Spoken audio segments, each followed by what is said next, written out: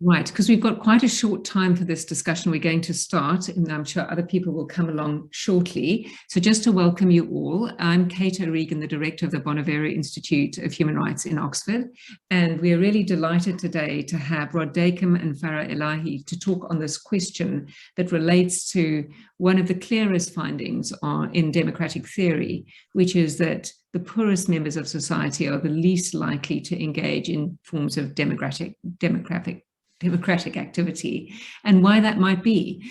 Rod Dacombe, who's the director of the Centre for British Politics and Government at King's College London and a visiting fellow this year at Keble College in the Department of Political and International Politics and International Relations in Oxford, and has worked on this question in very close detail in relation to one of the poorest communities in Oxford, which is Blackbird Leys. So he's going to be talking to us about his research, what he found there. And then to respond to him, we're going to have Farah Elahi, who's the head of community engagement at the Greater London Authority, and who's thought about these issues very much from the point of view of local government and how we might ensure that people do engage with democratic processes. Farah's recent earlier work researched on kind of ethnic inequalities, on questions of democratic participation, so we couldn't have two better people to talk about this. I'm going to turn over to Rod to start us off. Thanks very much, Rod, and thanks to Farah as well for being here today. Thank you, and thank you very much for the invite. So I will just do the thing where I share my screen, and Kate, can I just check, can you see that okay? Yes, I can. Yeah. Ah, good, perfect. Okay. So thanks once again for the invite. My name's Rod Dacombe. I normally work at King's College London. As Kate says, I've been spending the bulk of the last year in Oxford. I'm going to talk for about 20-25 minutes or so on the question that Kate raised at the start. I need to mention right at the top of the talk that there's a slight tweak in the title, and the reasons for that I think will become clear as we move along. But I'm not just talking about the likelihood of voting. I'm going to talk about participation in democracy in a far broader sense, and that's something that should become clear why we're doing it. If not, please by all means ask in the questions as we move through the. So this is where I come unstuck. There we are. Okay. So here's what I'm going to be talking about. Just a little bit at the start to contextualize why I think participation in this broader sense is valuable. To put out the relationship between participation and socioeconomic status, which is related but distinct from and slightly broader, I would suggest, than questions of income and poverty and so on. Talk about where we're at in the existing work, because there are some things in this field that we definitely know, and some things that we really haven't got good answers to yet at the moment. And I'm kind of working on the relationship between those things. Before introducing my research, talking about the findings, the case itself, which I found really interesting in the sense not just of the specific area. So this is research findings on Blackbird Leys, but in the wider implications. And then just to leave it at the end with a couple of policy implications from the work, which then should hopefully lead into Farah's response.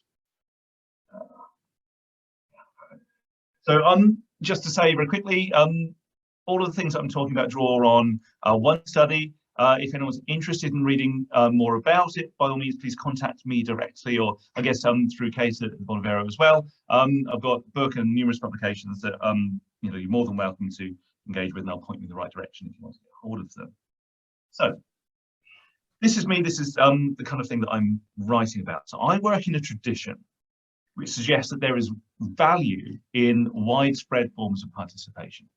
Now, not everybody sees the world this way, and I want to raise this distinction right at the outset. So the bulk of people, I would suggest, who work in my field, which is broadly kind of political science, democratic theory, and kind of intersection between the two of them, would suggest that it doesn't necessarily matter whether people engage deeply and frequently in democratic life, whether that's voting, whether that's joining a committee, whether it's taking part in a local association or volunteering or something like this. All of these things, I believe, have a kind of democratic value. Most people don't.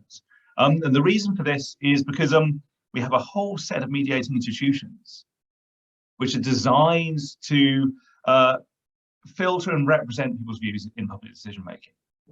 And that's perfectly legitimate, I think. So people who, we might characterize them as kind of minimal Democrats. People who think about things in these terms are concerned with practicalities, right? They're concerned with the way the processes of democracy and decision-making work, particularly from the point of view of citizen competence. Like, are we all capable of grasping the complexities of public issues? And so should we not just focus on the things that interest us most or that we know most about, right? And also on the aggregation of people's views.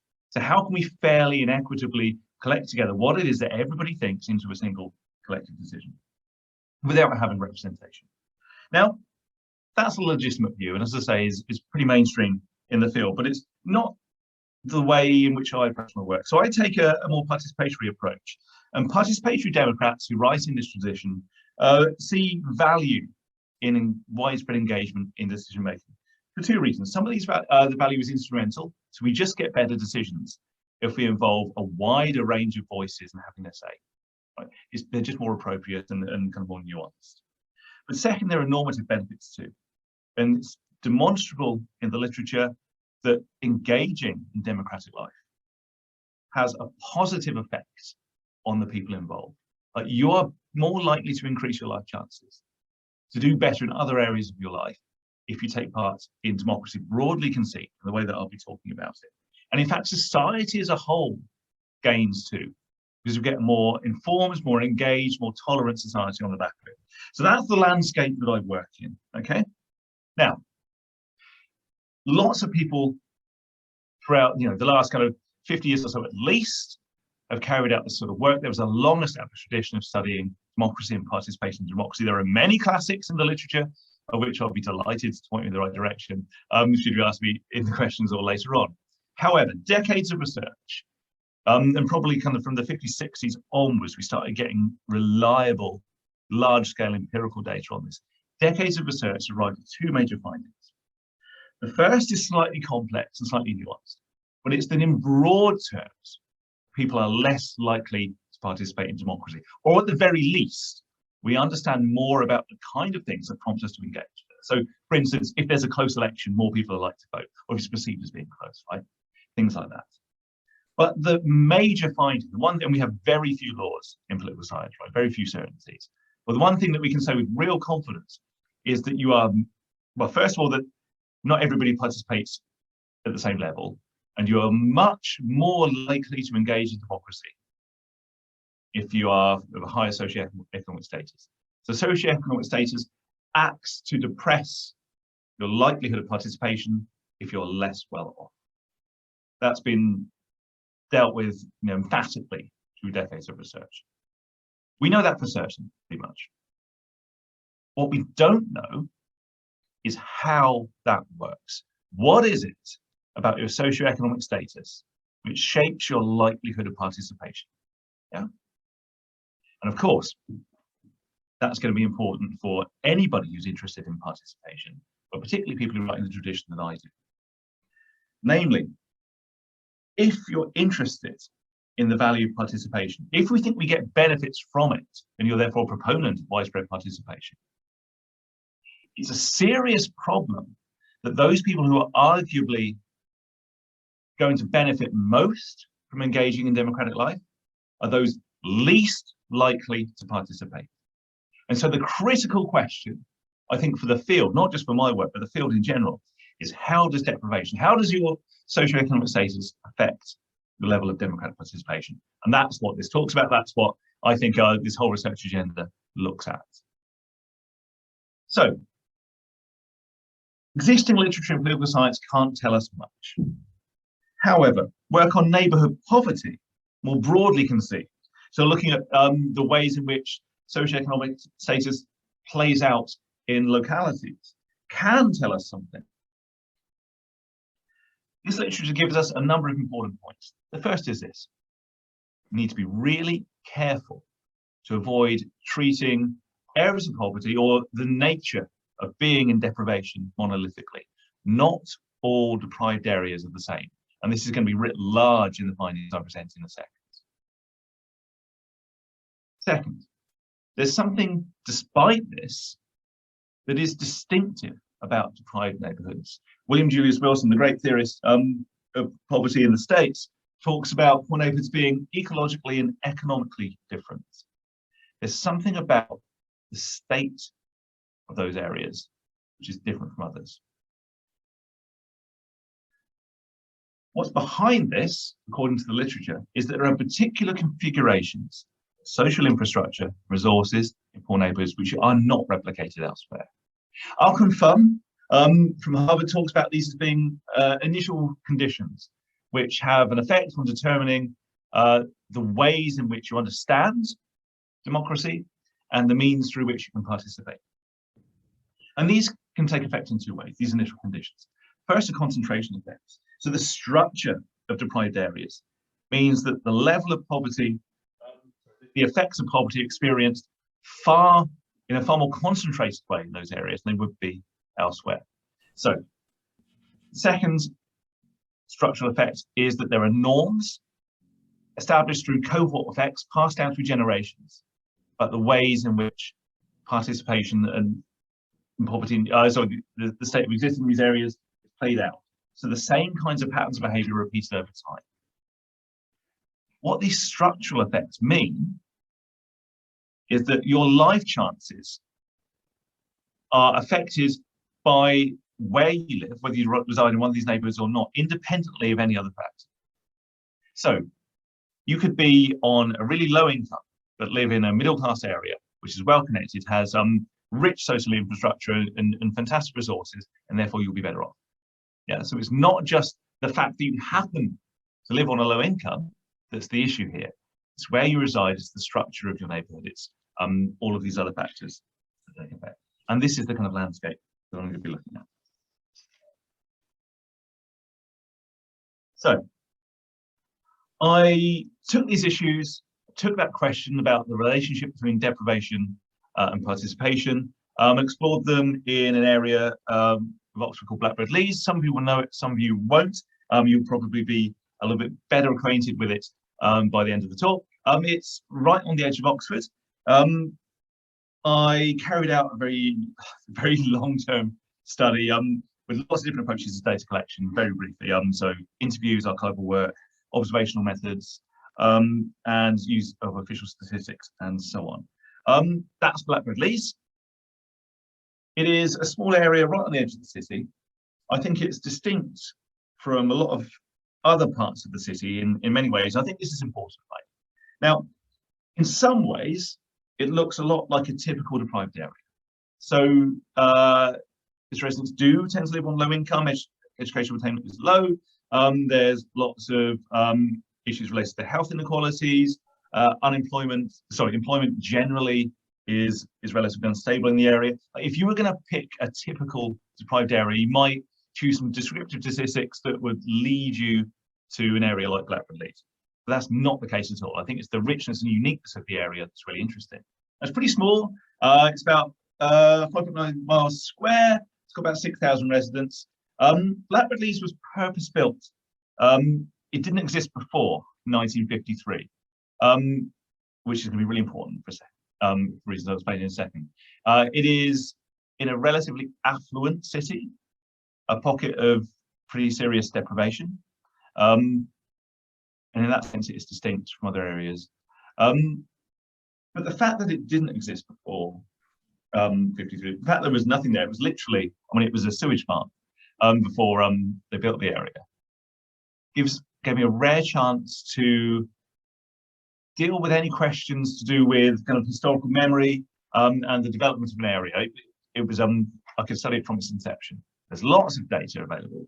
And I think there's two factors that I'm going to underline that I think are important to those structural conditions I mentioned earlier on. First is the level of isolation in Blackbird Leys. And that's not just geographic isolation, although that does play a part, but there's a level of social isolation too, which I think is important. And second, reputation. I think there are distinct things about the way the residents of this area perceive themselves in relation to public institutions and public decision making, and indeed still the way they're perceived by the rest of Oxford, and more broadly, that I think come into play there is significant. There are other structural factors, and I'm not going to mention in any great detail social infrastructure, voluntary associations, and so on in the talk. I'm happy to talk about them later on. This is simply for reasons of time, because I think these are the ones that perhaps is interesting. So some of the history of Blackbird Leys is worth dwelling on. So this is the original area. I managed to find this map in the Oxford City Archives. This is the sewage farm, a map of it in 1899. This is the site of Blackbird Leys. It's on the edge of the city. It was built for two reasons. First, to house the workers in the newly emergent heavy industry, which came into being in Oxford in kind of the middle of the last century or so on, and grew quite rapidly, in a way that was kind of separate from and cheaper than other areas of the city. But it was also a slum clearance area. So for those of you who know Oxford's Ebbs, there was a regeneration program around the kind of late 40s, early 50s, which physically moved residents from the city centre out into Blackbird Leys, which is a new estate for them to live in, but it would also have the effect of clearing them out of the city centre. That's the original map of Blackbird Leys. It was very small to begin with. This was the first kind of tranche of building of the housing estate. And it's since expanded into all of these areas. And you can see my cursor, but all around here. It's got much, much bigger as time has gone on. Now, what does participation look like in this area? So if we found something that sort of resembles a typical deprived area, we would expect to see, according to the literature, expect to see lower levels of participation than we would elsewhere in the city. And so the first thing that I did was take electoral turnout at local elections in Blackbird Leys and just see how they compared to the rest of Oxford, just out of curiosity. And the results were very much as you'd expect. So that blue line is turnout in Blackbird Leys. Green line is the mean electoral turnout in local elections for Oxford. I want to get this data going back into the 70s. So the more recent stuff is kept by the City Council. The other stuff, you have to kind of trawl through local newspapers to get them, but it's all out there if you want to kind of follow up on this stuff yourself. In every case, turnout in Blackbird Leys was lower than the rest of Oxford, which was interesting, right?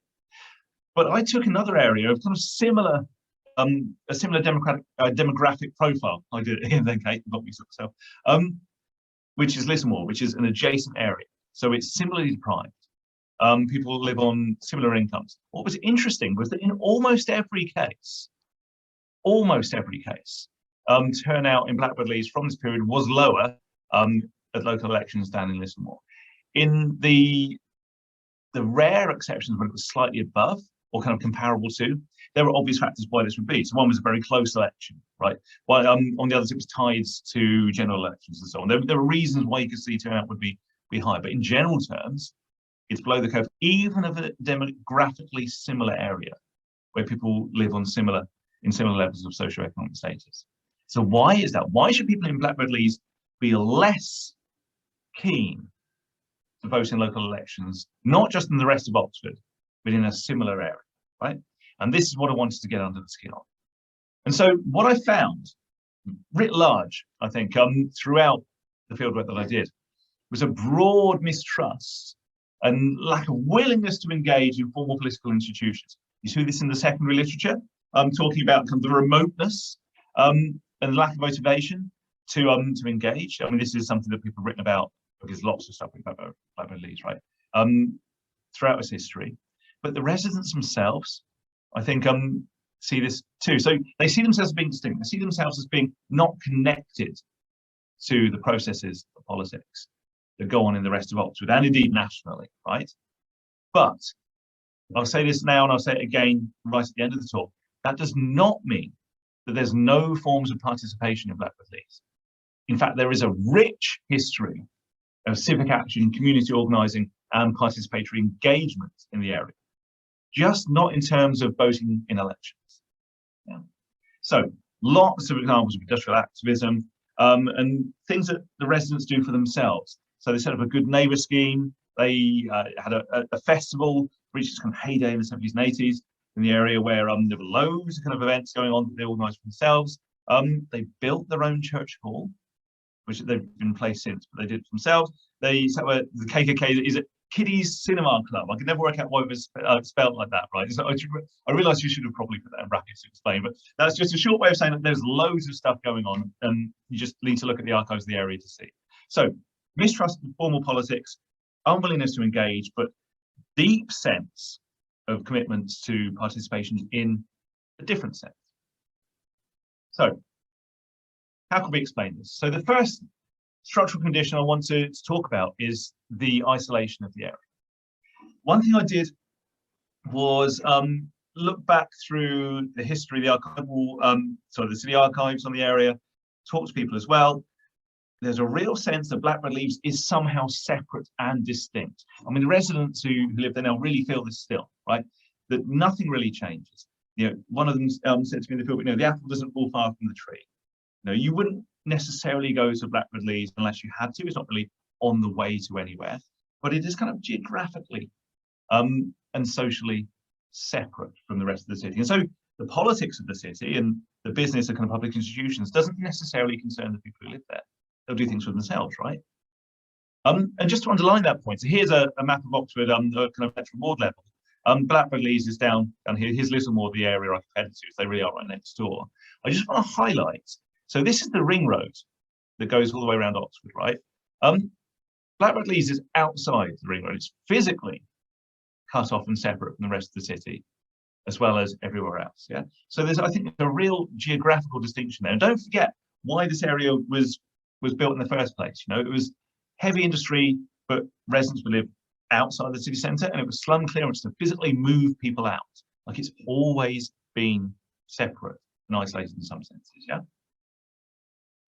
Socially isolated too, so Blackbird Leys is down here.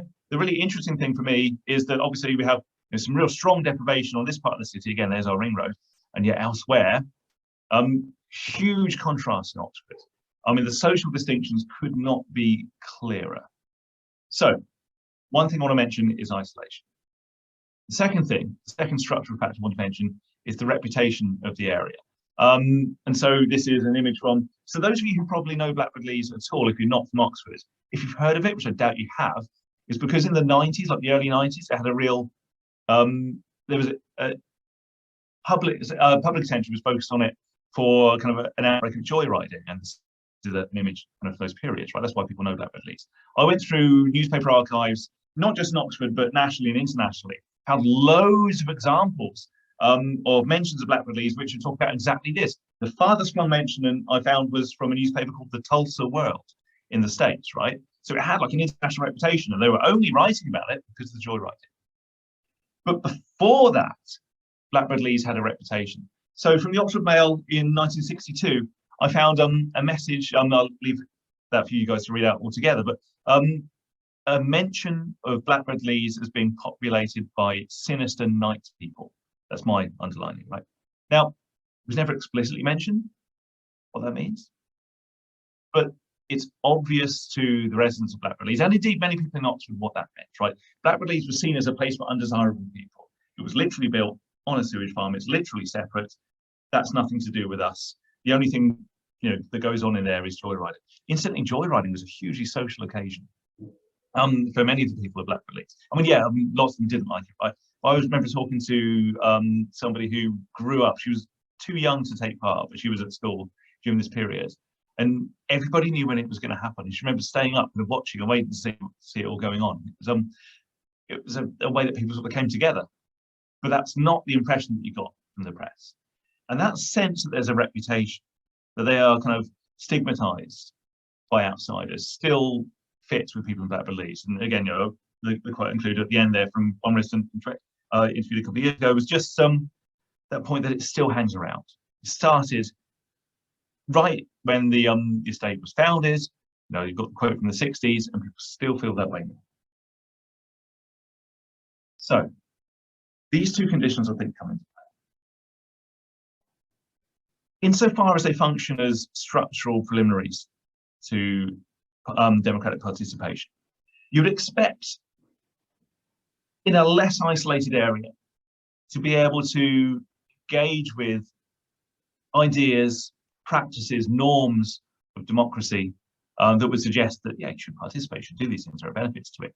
If there's a norm in Blackbird Leys that we don't do these things. We're going to do this thing for ourselves, and we're not going to engage in national politics, which persists over time because of its reputation, because of its social isolation, you know, the kind of closed social networks of the people that live there.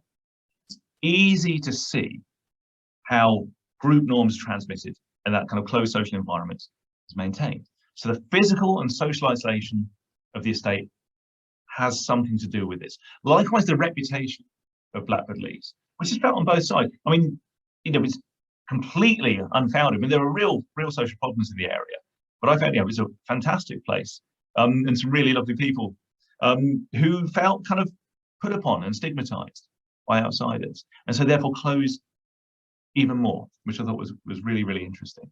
And so what you see are forms of participation which are not focused on formal democratic institutions, national politics, and so on, but a much more informal, localized sort of action.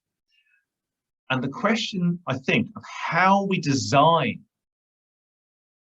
democratic and public institutions in a way that connects with that, I think, is the interesting, really critical one. So, implications I want to leave it. First of all, not all deprived areas are the same. And this is, again, I mentioned at the start, I'll leave you with this. The kinds of conditions that you see in Blackbird Leys, the geographical location of the estate, its physical layout, its history, that sense of stigmatization felt by the residents is unlikely to be replicated elsewhere.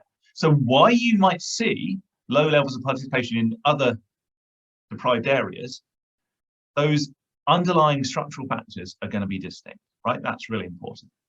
Second, we shouldn't assume that just because you distrust formal politics means you don't participate.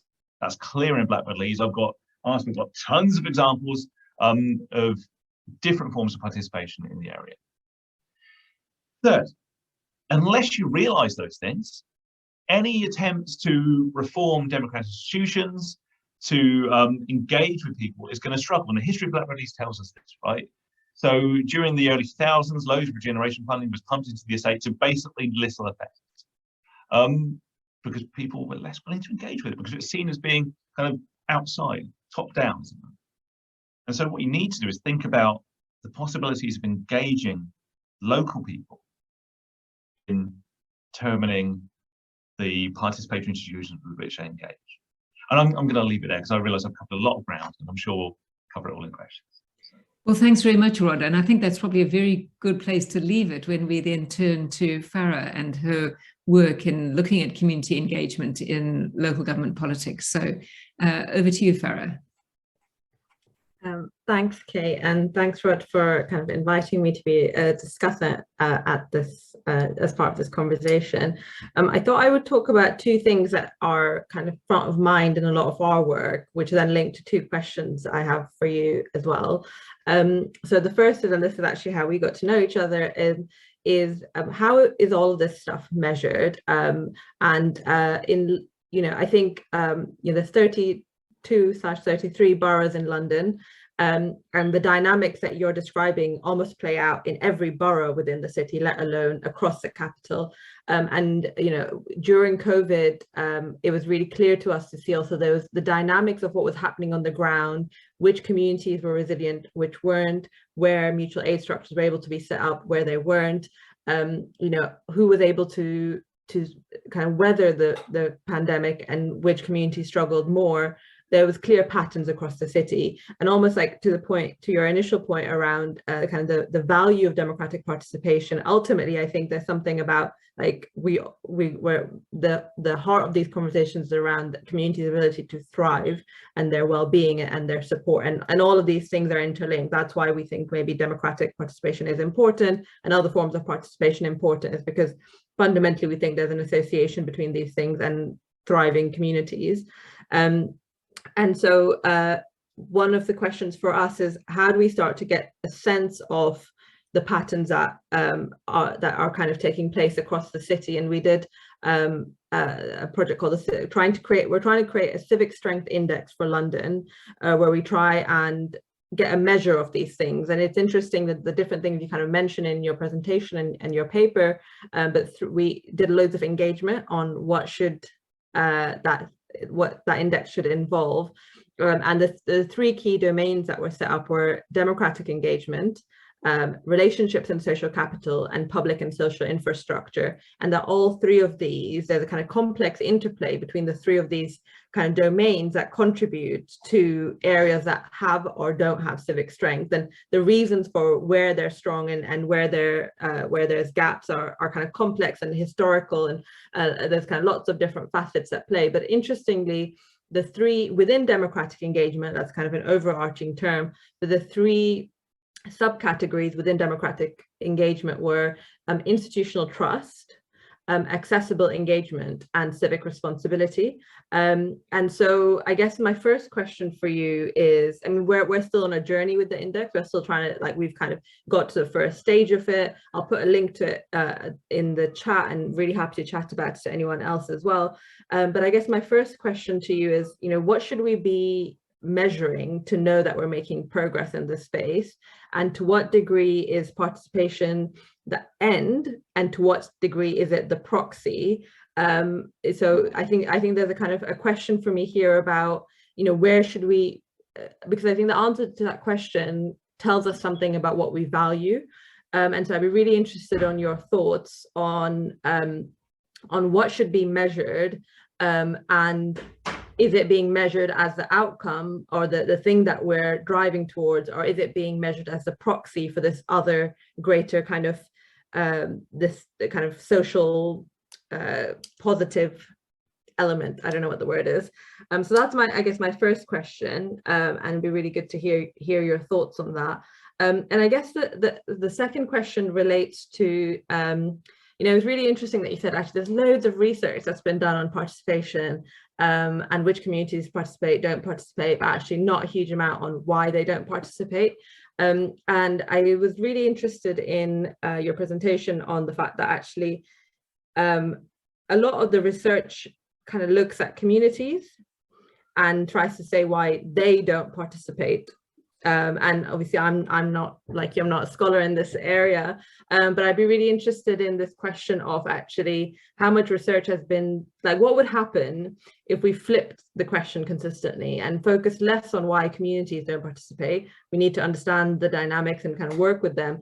But actually, if a lot of the research and a lot of the kind of media analysis reports that were pulled out about any particular context focused on the institutions that are successful or unsuccessful in engaging communities, and actually we spent a lot more time reflecting on why those institutions, whether they're large charities that try and recruit volunteers, or local authorities or central government or whoever, like what is it about those institutions that makes them successful or unsuccessful in engaging. And I think that's, you know, so I manage the community engagement team at the GLA, and I spend a lot of my time thinking about that, obviously, because the kind of measure of success for us is our ability to engage communities.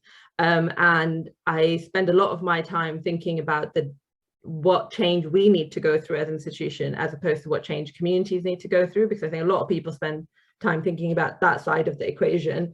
So I guess I'd be interested in and I'll summarize the questions at the end, because I recognize that the structure means that I'm kind of jumping from one thing to the other. But I guess my second question really for you is, you know, what should the focus of research and policy making be? I found that often when I tell people, you know, a lot of my work is internally focused, it's almost a surprise. You know, I think what they really want to see is like, what's your methodology for co-production and all of this stuff. And I think like all of those things are dependent on us as an organization, having the right relationships, having the right understanding, kind of being different people, being a different type of organization, as opposed to having different types of methodologies. And those are obviously interlinked, and they do rest on a knowledge of communities, but that's almost like an input into being the right type of institution. And I think that there's a kind of associated secondary question to that, which is, you know, why should, like, I guess, because I guess when I was reading your paper and listening to you, something that kept coming to me was, you know, is it that people in poorer communities are less likely to participate or vote, or is it that they're less likely to be served by democratic institutions, and therefore the utility of them participate, and that's something they're, you know, completely aware of, as you highlight in your paper, and so that actually it's not that they're not participating, it's these institutions aren't designed to serve them, and therefore they don't engage because they don't actually derive value from them in the way that they're set up. So I guess for me, there's like a really big question, and I guess it's a lot dependent on my own positionality within an institution, and the kind of responsibility I feel for that is actually, you know, not necessarily like, yeah, what's deficient within my institution that means that I'm not effectively able to kind of motivate participation or engage participation, engage different communities and gaps in that. Yeah, so I guess those, is it useful to summarize the 3 questions, or have you kind of jotted them down? Okay, all right. Is that? Thanks, Farah. That's a really interesting array of questions. We'll turn back to Rod, and then just to remind people who are here, if they want to put questions in the Q&A, please do. So Rod, over to you first. Yeah, thanks. And Farah, do tell me if I've missed something or got it wrong completely. But no, so look, these are really big questions. They're also the right ones. I've got an order which isn't necessarily the order you gave them to me in. So forgive me for that, because I think there's a logical set of discussion points on the back of this that I think are really significant. So the first is the last one, right? So if people in deprived communities, deprived areas, if they really don't feel served by public institutions, by the structures of democracy, isn't it rational then not to participate, to withdraw oneself and focus on other things? And to an extent, yeah, absolutely. But what's really interesting is that when the structures of liberal democracy came into being, or whatever, the middle of the 19th century, we first had the idea about we're going to redesign democratic structures according to the lines that we would all recognize today. There was huge concern that newly enfranchised working class poor people would simply mobilize themselves and dominate decision making and take over, essentially. And the expectation was that the aristocratic classes, the landed gentry, would simply drop out of public life because they'd be squeezed out, because there'd be more people who would kind of rationally mobilize themselves and dominate proceedings. Now, emphatically, this has not happened. Yeah. And so this leads us to the kind of the starting point, I guess, of my part of the talk, which is, why should that be so? Why doesn't everybody in Blackbird Leys and Lismore and everywhere else across the country simply mobilize themselves to demand, I don't know, redistributive policies or greater investment in their areas, and so on and so forth, right? And so there are 2 possible, well, there's lots of possible answers to this question, but there are 2 ones I think that we're kind of focusing on today. So one is the design of institutions. Yeah, and I think this is your point, right? So how is it that we can shape the structures and practices of democratic institutions to better engage these people, to offer more opportunities for participation so that they will rationally start to take it up, get the things they want, and then the end point, of course, is that they get their lives improved and society improves more generally. I mean, that's the kind of utopian idea of it, right? Well, I think that to do that in a way that's disconnected from the preliminary points that I mentioned are really significant. So you said, should the focus be on communities or institutions? I mean, obviously it should be both, right? But institutions without communities, I think, is a mistake. And I think it's a mistake that, like the history of areas, like particularly Blackbird Leys, I can know this best, clearly tells us. Because a lot of the factors which affect that, if we want to think about it in rational terms, that decision whether or not to participate, aren't just to do with the institution, right? They're to do with lots of other things, like we say, in Blackbird Leys, there's those structural effects to do with the community itself. It's your relative level of isolation in your social networks, kinds of friendship groups that you maintain, that cohort effect, that your grandparents and your parents have behaved in a certain way and they pass this on to you because you have quite a strong kinship structure, that you're going to adhere to that. But essentially, there's something about the community itself which determines how they understand the institutions, independently of how the institutions are structured. And I think that's really important too. And then the final thing was to do with your first set of questions. So is participation broadly conceived? Is it an end or a proxy? Yeah. So is it something that we should value in and of itself, or is it about the things that we get through democratic participation, the demands that you make. Now, there's a huge debate over this. I mean, there are democratic theorists who talk about participation as being the thing, right? And that's to do with those normative benefits. That if I take part in democratic decision making, if I vote, or if I join a committee or something like that, I'm going to gain lots of things. I'm going to gain knowledge about the way public institutions work. I'm going to gain information about how other people think, even if I disagree with them. I might understand their reasoning. And I might gain a degree of confidence that the people who work in those institutions aren't selfish bureaucrats, but they're interested in working for me, right? So therefore, it's an end in itself. We should just do it. Society's better off and individuals better off. But I think it's dangerous to disconnect that from the outcomes. And like I said, there are some very real social problems in Blackbird Leys. And actually, unless those get resolved and addressed through the interventions of public institutions, as well as the residents themselves, I think that realization that there are benefits to participation just won't happen. And then so finally, what we should be measuring to indicate progress. So, I mean, understandably, I agree with the three broad categories of the Civic Strength Index, because I was involved in, in talking about them through the steering group. But what's interesting is whether or not using those sorts of measures as proxies for democratic participation can give you a genuine sense of the distinctions between neighbourhoods, right? Whether it's too broad a brush, whether it's too blunt an instrument. And that's something I'll be interested in hearing back from you about as well, if you get time with the questions. But yeah, so that's kind of my initial responses, if that makes sense. Okay. Great, thanks very much, Rod. Do you want to come back on that, Farah, or should we turn to some questions from the audience? No, let's turn to some questions, yeah. I think.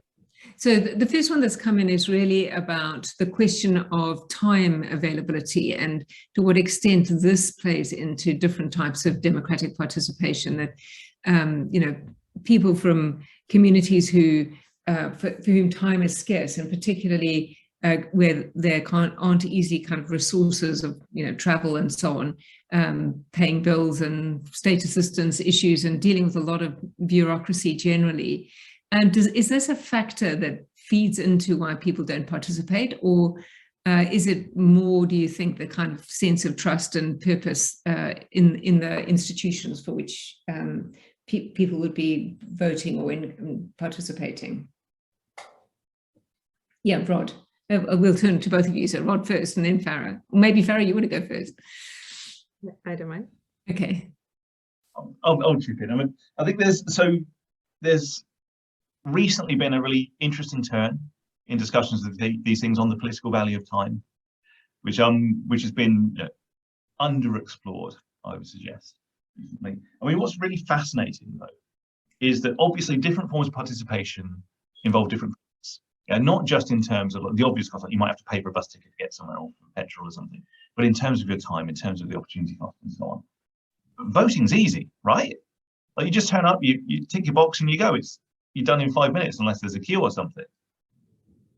So why is it that you see more time-intensive forms of participation in perhaps areas than like Blackbird Leys, rather than voting, where it's got comparatively much lower than, say, the rest of Oxford or the similar areas? And the reason is this: it's not just in terms of cost. That's not simply the way to look at it, right? But in terms of what you gain from it as well. So I mentioned that the residents have built their own church hall, and they've done it by kind of just the guys who worked in heavy industry use some of their expertise. They got materials and tools and things, and they just clubbed together as a community, decided they needed this community resource and built it together, right? And this was way back, before all sorts of kind of barriers to building regulations and so on would have come into play. But they did all the wiring themselves and so on. Now that's time intensive. It's going to take a lot of effort. It's going to be some hard, dusty work, but people did it because, one, there was a community need that they recognised, but two, there was a sense of togetherness and belonging from that kind of social activity. Yeah, there are gains from participation that affects other areas of your life positively as much as the costs of going do negatively. And I think if that's not a really ineloquent way of putting it. So that's just what I wanted to say on that. Thank you. Farah. Yeah, I mean, I would completely agree with Rod on that in terms of kind of really thinking about what the value add of the participation is.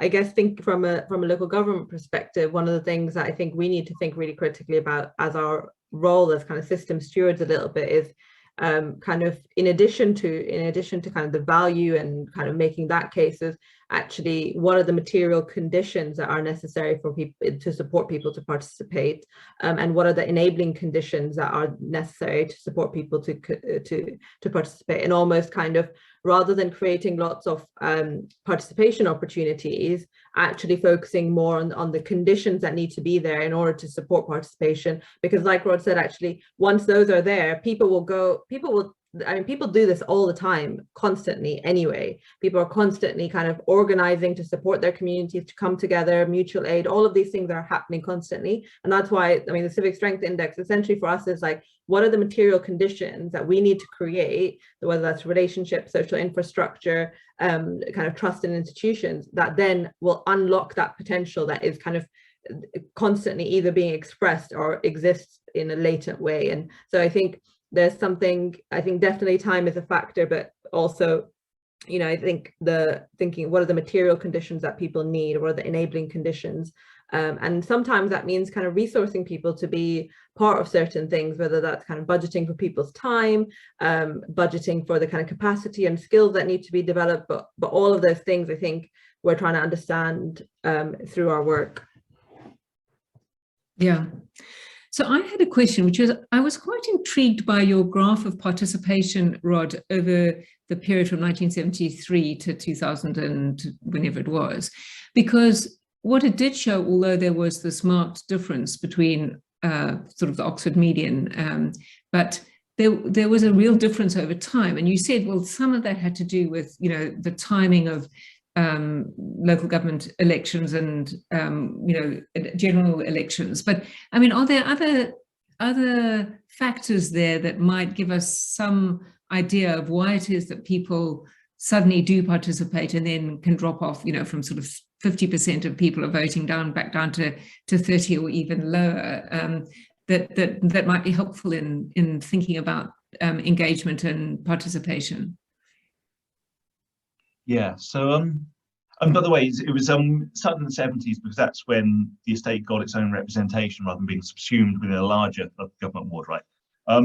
It's a blunt instrument as a proxy for participation, like it's a form of participation.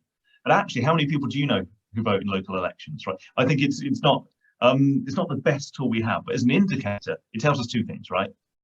So first of all, it tells us there's a general downward trend in turnout. And that's not just in Blackbird Leys, but that's mirrored in all three of the, I'll bring up the slide, in all three of those measures, right? So in the neighbouring estates and in Oxford overall. So that's interesting in and of itself because it kind of mirrors what we would expect from the literature.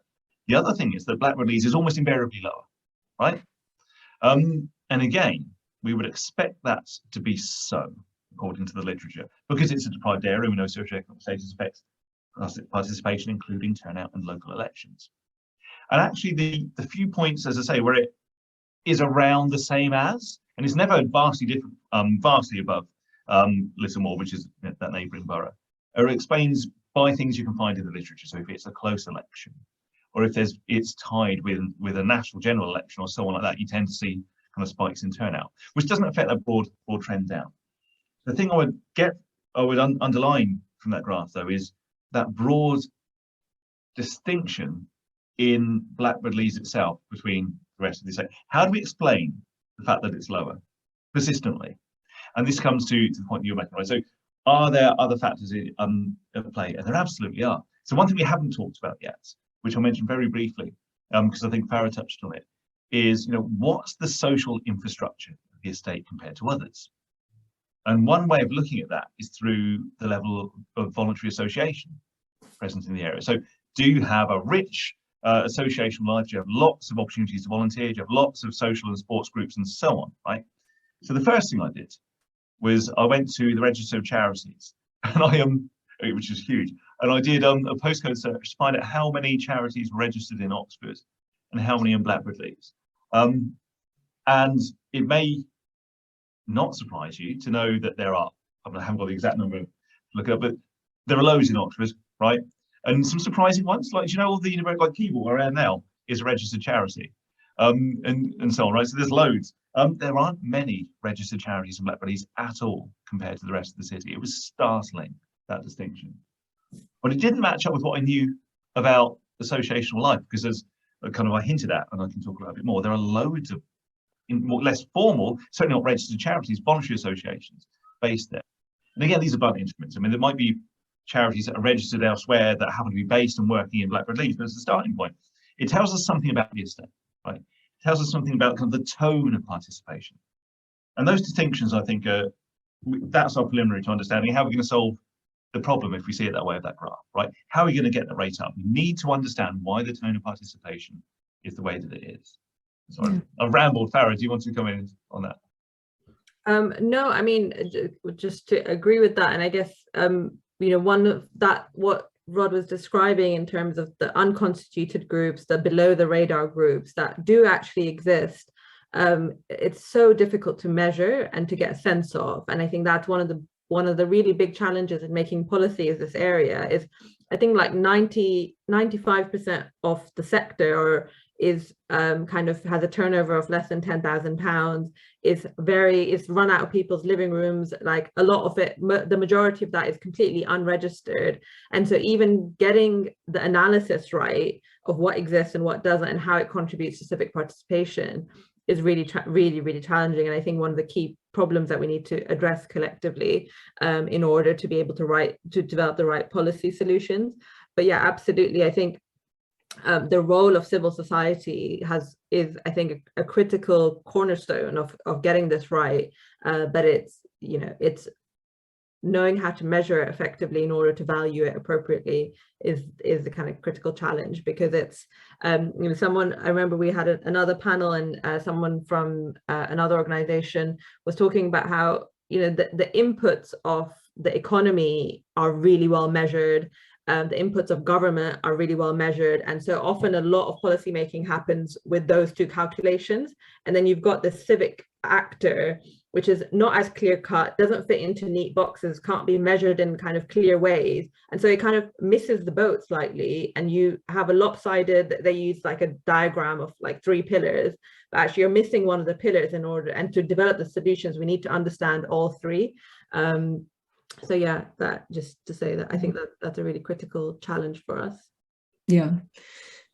And one of the other questions that's come in is whether you think participation could be improved by introducing national local basic income, so kind of a clear commitment to basic income. And that, of course, is, you know, on the premise that it's socioeconomic status is the key thing. Is it actually income based, and would that help? Yeah, any thoughts on that?